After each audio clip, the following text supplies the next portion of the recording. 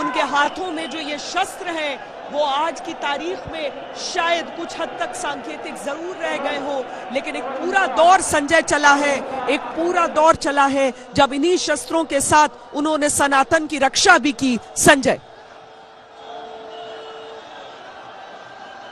जी हाँ, बिल्कुल। ऐसे इतिहास में अनेक पन्ने मौजूद हैं, अनेक घटनाएं और अनेक ऐसे हवाला मौजूद हैं जिसमें यह पता चलता है कि जब सनातन पर संकट आया तो इन सनातन के इन सैनिकों ने अपनी जान की बाजी लगाई और दुश्मन के छक्के छुड़ा दिए, दांत खट्टे कर दिए। और एक समय तो ऐसा ही था, ये देखिए अपने गतका प्रदर्शन का गतका की साधना का प्रदर्शन कर रहा है एक नागा सन्यासी, जिसमें एक रथ के आगे आगे उन्होंने अपनी कला का प्रदर्शन किया हुआ है। लोग जो ये धर्मप्राण जनता है ये यही देखने आती है सन्यासियों के, और इनके दर्शन करने आती है। इसके साथ ही कुंभ में डुबकी लगाने आती है। जो मैं कह रहा था कि ये शस्त्र प्रदर्शन का, तो इनकी ट्रेनिंग भी यही होती है।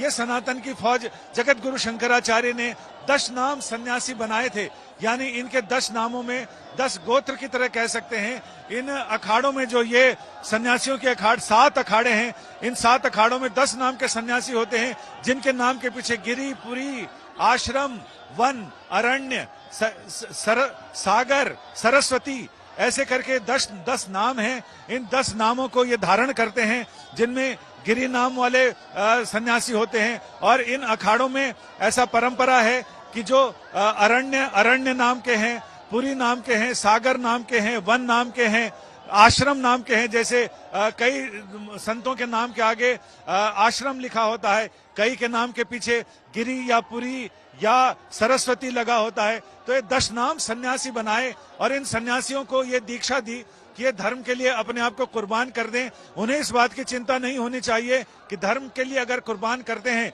तो उनके पीछे उनका नाम लेवा, उनका श्राद्ध, मुक्ति मोक्ष का उत्तरदायी कौन होगा। लिहाजा भारतीय सन्यास के पहले ये परंपरा है जिसमें सभी सन्यासी सन्यास लेने से पहले अपना श्राद्ध, अपना तर्पण, अपना पिंडदान स्वयं करते हैं और अपने पुरखों का तो करते ही हैं, ताकि पुत्र ऋण से उनको मुक्ति मिले, पितृ ऋण से मुक्ति मिले, और साथ ही अपने आप को अपने आप से निश्चिंत होने के लिए, अपने आप से भी यानी शरीर से अपना मोह त्यागने के लिए अपना भी पिंडदान करते हैं। अपने पिंडदान के बाद फिर ये बिरजा होम करते हैं और उस बिरजा होम के साथ ही इन्हें सन्यास की और नागा सन्यासी होने की दीक्षा दी जाती है। हर एक सन्यासी नागा नहीं होता, लेकिन हर एक नागा सन्यासी होता है। तो ऐसे में नागा सन्यासी अपने आप को सनातन धर्म पर न्यौछावर करने के लिए तैयार रहते हैं। इन्होंने मुगलों से या विदेशी आक्रांताओं, आतताइयों से, घुसपैठियों से लोहा लिया, न केवल लोहा लिया बल्कि उनको छठी का दूध याद दिलाया। यही वजह है कि कई ऐसे मौके आए जब विदेशी आक्रांताओं को यह पता चला कि नागा सन्यासियों की फौज उनके मुकाबले के लिए आ रही है, तो उन्होंने अपने पांव वापस मोड़ दिए, क्योंकि उनको ये लग रहा था कि नागा सन्यासी अगर आएंगे तो बहुत बुरी तरह मारकाट मचाएंगे और ऐसे में उनको रोकना मुश्किल होगा। तो ये नागा सन्यासियों का समुद्र जब लहराता है, इनके शक्ति, शौर्य और पराक्रम का समुद्र लहराता है, इनके ज्ञान, वैराग्य और त्याग का समुद्र जब लहराता है, तो उस समय पता चलता है कि भारतीय आध्यात्म, भारतीय मनीषा, भारतीय वांग्मय, भारतीय संस्कृति और भारतीय सुकृति क्या क्या है। इन तमाम चीजों पर यह रोशनी पड़ती है। सनातन के ध्वजवाहक हैं, लेकिन हमने कई ऐसे सन्यासियों से पूछा कि आज के जमाने में इनकी अहमियत क्या है, तो उनका कहना था समाज सेवा के लिए जो सन्यासी अखाड़े, जो शिक्षा के लिए, नए बच्चों की शिक्षा के लिए, धर्म पर शोध करने के लिए, आध्यात्म पर शोध करने के लिए और साथ ही सनातन धर्म का प्रचार करने के लिए सबसे आवश्यक है कि नई पीढ़ी को सनातन धर्म के बारे में कौन बताएगा, कैसे बताएगा, इसका एक सिस्टम तैयार करने के लिए, ताकि आने वाली पीढ़ियों के सामने सनातन धर्म की आत्मा क्या है, सनातन धर्म का दर्शन क्या है, ये बताने के लिए लोग रहें।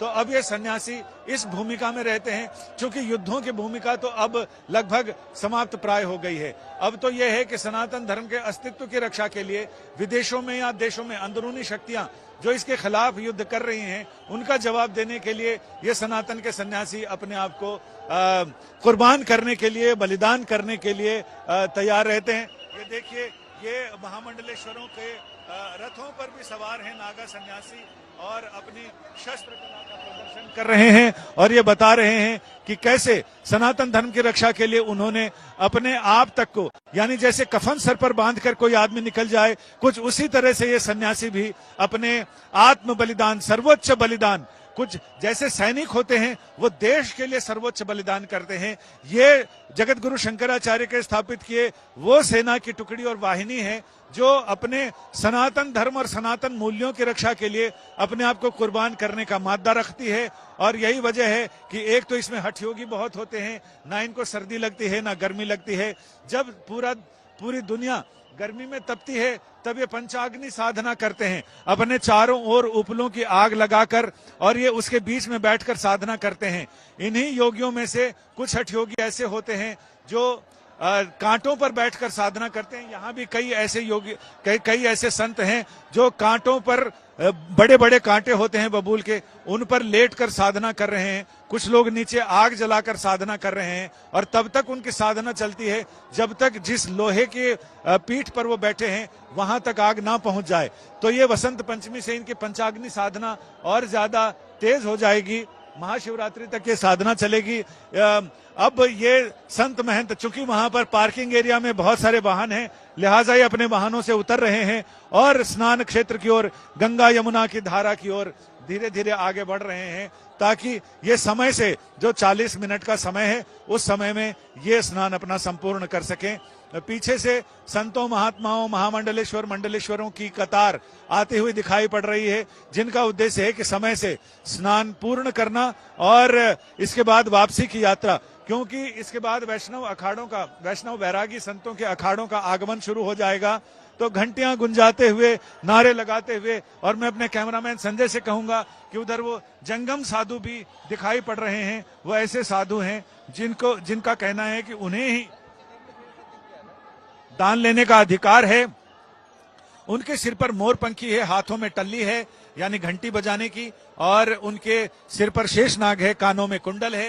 इनका कहना है कि कई देवताओं ने, जब भगवान शिव पार्वती का विवाह हुआ तो दक्षिणा लेने के लिए, दान लेने के लिए, कन्यादान के बाद वो कोई भी वहां पर तैयार नहीं हुआ। भगवान शिव ने अपने जांग से इनकी उत्पत्ति की, इसलिए जंगम साधु हैं और इनको स्वरूप दिया गया। इन्होंने जब जंगम की उत्पत्ति हुई तो उन्होंने कहा कि मुझ पर लोग विश्वास कैसे करेंगे कि हम आपके पुत्र हैं, आपने हमें उत्पन्न किया है।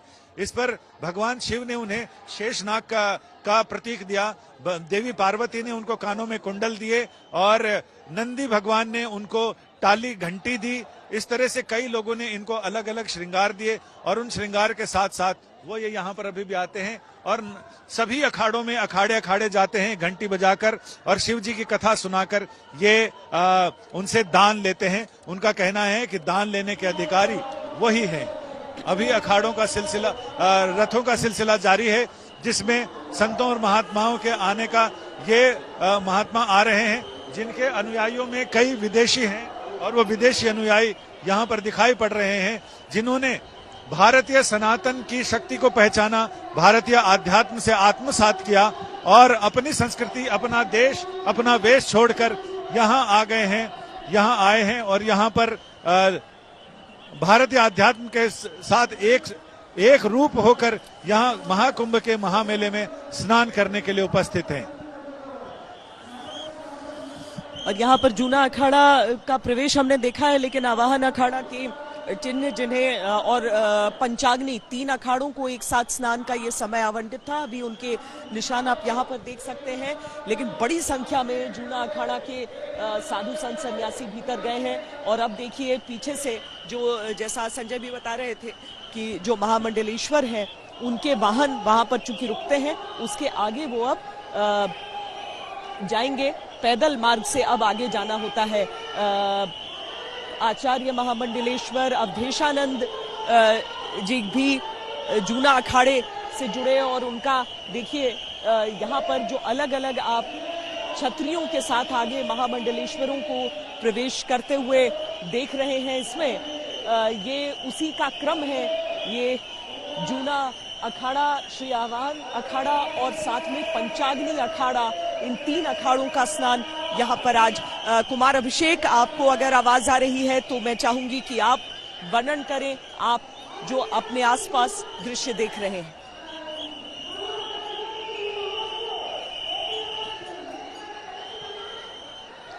श्वेता, देखिए हम भी इन्हीं अखाड़ों के आसपास मौजूद हैं और ये आपको जो तस्वीरें दिख रही हैं, दरअसल जिसकी चर्चा आप कर रही थी, जूना अखाड़े और जूना अखाड़े से जुड़े हुए जो तमाम महामंडलेश्वर, मंडलेश्वर और जो संत हैं वो एक एक करके अब क्रॉस कर रहे हैं। इस वक्त जो भीड़ की स्थिति है उसका अंदाजा लगाना बहुत मुश्किल है, क्योंकि ये संगम नोज है जहां पर इस वक्त जो अखाड़े हैं वो स्नान कर रहे हैं और उतनी ही बड़ी तादाद, कई गुना ज्यादा तादाद उन लोगों की है जो इन अखाड़ों को देखने के लिए बहुत उत्सुकता व कौतूहलवश यहाँ पहुंचे हुए हैं।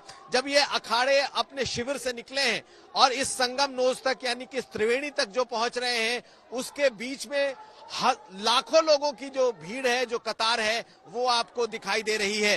दरअसल स्नान करने के साथ साथ लोगों के लिए सबसे बड़ा जो कौतूहल का विषय है वो ये अखाड़े हैं। अभी कुछ देर पहले जो जूना अखाड़े के नागाओं ने जिस तरीके का प्रवेश किया है वो अपने आप में अद्भुत था, क्योंकि सबसे बड़ा जो अखाड़ा माना जाता है वो नागा अखाड़ा ही माना जाता है और नागा अखाड़े से सबसे ज्यादा जूना अखाड़ा माना जाता है और सबसे ज्यादा उससे नागा जुड़े हैं। हम आपको दूसरी तरफ दिखाने की कोशिश करते हैं। ये देखिए पूरी श्रृंखला है, बकायदा जो संत मंडलेश्वर और महामंडलेश्वर जो उस जूना अखाड़े के पीछे पीछे इस स्नान के लिए पहुंच रहे हैं। पुलिस का भारी बंदोबस्त है, लेकिन लोगों की तादाद इतनी है जो गुजरते हुए, आसपास से गुजरते हुए जो अखाड़े हैं उन पर पुष्प वर्षा कर रहे हैं, फूल की मालाएं फेंक रहे हैं और ये इस अखाड़े से जुड़े हुए जो जितने महामंडलेश्वर हैं सबों के की जो ये शाही बग्घी होती है जिस पर वो सवार हैं और आ रहे हैं, उनकी एक पूरी श्रृंखला दिखाई दे रही है। अब हम अपने कैमरामैन से कहेंगे जरा पूरे एक मेला क्षेत्र का एक विहंगम दृश्य दिखाएं। देखिए जो ये दृश्य इस वक्त चल रहा है, अलग अलग बग्घियों पे सवार जो मंडलेश्वर, महामंडलेश्वर हैं, ये सब के सब लोगों से को आशीर्वाद देते, उनका अभिवादन करते हुए बढ़ रहे हैं गंगा की तरफ, त्रिवेणी की तरफ। और ये जो दृश्य है ये अपने आप में विहंगम है। हालांकि थोड़ी विजिबिलिटी अब जाकर ठीक हुई है श्वेता, और लोगों का हुजूम अब लगातार बढ़ता जा रहा है। सुबह ठंड की वजह से जो लोग निकले, लेकिन अब पूरा एक जो माहौल है वो बनकर तैयार हो गया है और जूना अखाड़े को देखने के लिए तो लगता है पूरा का पूरा संगम क्षेत्र उमड़ पड़ा है। दो अखाड़ों ने अपना पूरा स्नान कर लिया है, दो बड़े अखाड़े जिनके साथ जुड़े हुए कुल 4 अखाड़े थे और एक एक करके वो सब लौट चुके हैं और इस वक्त जूना अखाड़े का स्नान चल रहा है, उनके नागा साधु स्नान कर रहे हैं। हम अपने कैमरामैन को कहें जरा एक पूरी हम आपको दृश्य दिखाते हैं दोनों तरफ से कि किस तरीके से लोग, जो आम आदमी स्नान करने पहुंचा है वो किस तरीके से यहाँ तक पहुंच रहा है। और आप देखें चारों तरफ सिर्फ सिर ही सिर यानी कि मुंड ही मुंड है और आपको लोग ही लोग दिखाई देंगे। तो अपने आप में अद्भुत ये महाकुंभ, इस वक्त जो स्थिति है इस महाकुंभ की, हालांकि तारीफ जरूर करनी होगी कि जिस तरीके का आयोजन हुआ है, क्योंकि लोग इसका कंप्लेन करते हुए नहीं दिखाई दिए हैं। श्वेता, विश्व का सबसे बड़ा आयोजन यूं ही नहीं होता और इसके लिए हर एक व्यक्ति जो यहाँ पर लगा है इस आयोजन को सफल बनाने में, उन सब का योगदान हो जाता है। आस्था का महाकुंभ, आस्था का सैलाब, दुनिया में महाकुंभ शब्द जो है वो पर्याय बन चुका है किसी ऐसे आयोजन का जिसे कर पाना ही असंभव सा लगे, जो बहुत ही बड़ा हो।